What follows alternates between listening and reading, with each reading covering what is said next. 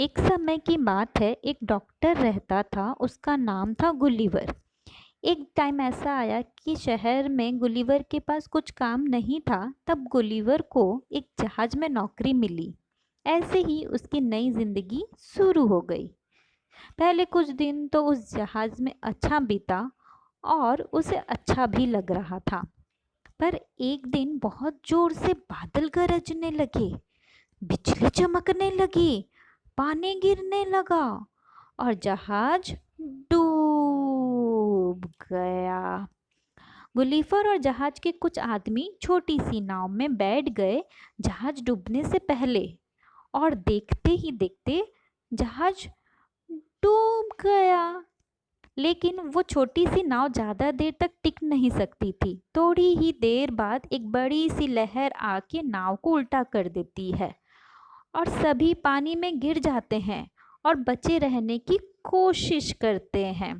और तभी गुलिवर एक लकड़ी का सहारा ले लेता है। आखिरकार गुलिवर एक किनारे पहुंचता है।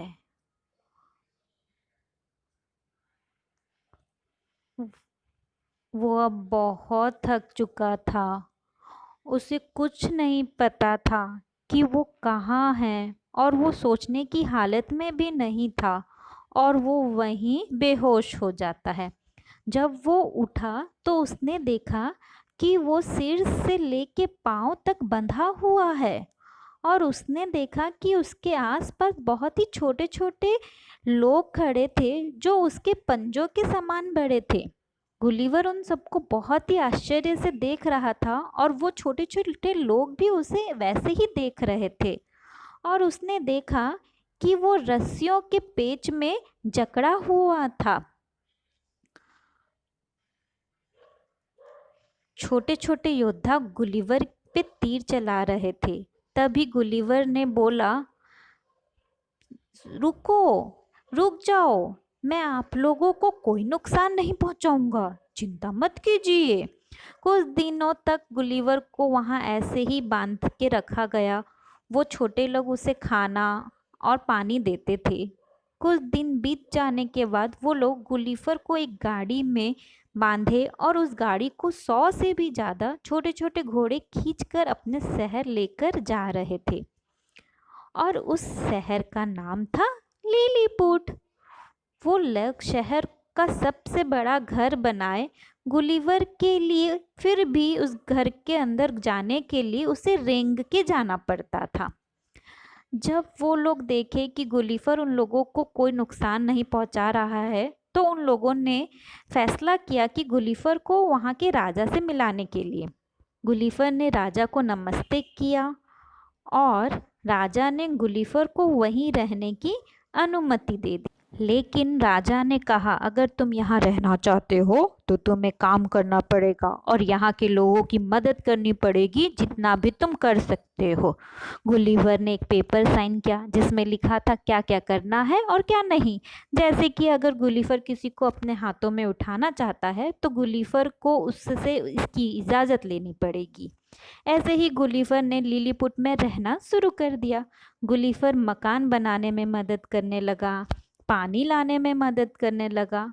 कुछ दिन के बीत जाने के बाद उसे पता चला कि लिलीपुट के पड़ोसी शहर लिलीपुट पे कब्जा करना चाहते हैं।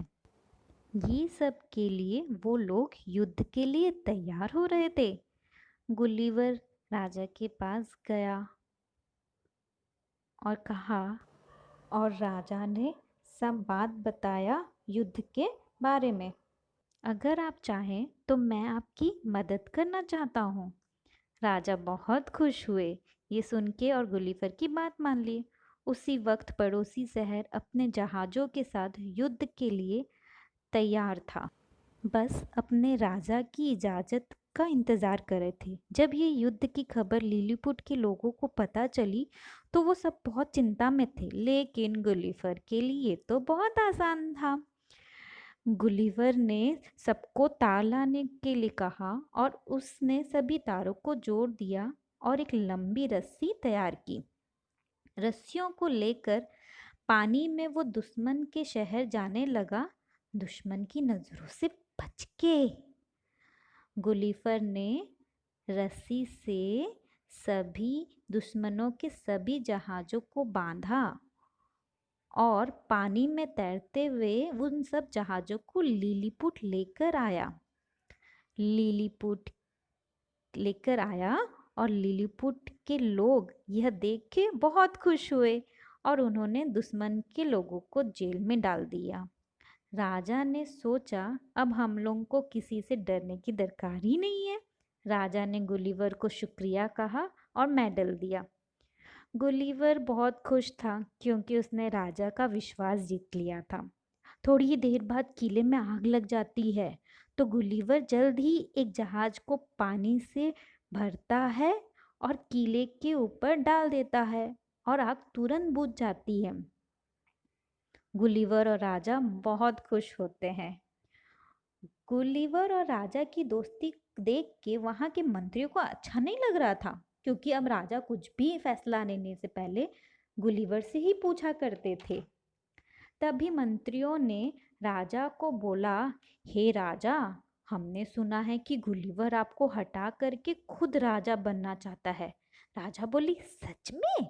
मंत्री बोला, जी हाँ राजा, हम सब जानते हैं कि गुलिवर कितना ताकतवर है और अगर वो हम पे हमला करेगा तो हम अपना बचाव नहीं कर पाएंगे।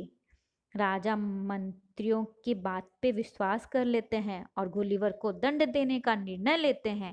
राजा बोले उसकी आंखें फोड़ दिया जाए, उसे कम खाना दिया जाए और उसे शहर जाने की इजाजत बिल्कुल नहीं है।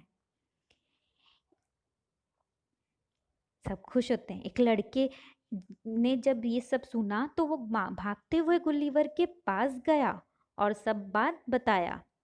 गुलिवर बोला, मैं राजा से बात करके उनका फैसला बदल सकता हूँ, लेकिन फैसला तो ले लिया गया था और राजा अपना फैसला से नहीं बदलने वाले थे। गुलिवर आखिरकार समझ गया कि वो उसे इस यहाँ से भागना ही पड़ेगा। रात के समय गुलिवर दुश्मनों के जहाज़ों को लेकर दुश्मन के शहर की तरफ बढ़ता है। पानी में तैरते तैरते जब गुलिवर ने जहाज लौटाया दुश्मन के लोगों को उसे वहां के राजा के पास ले जाया गया।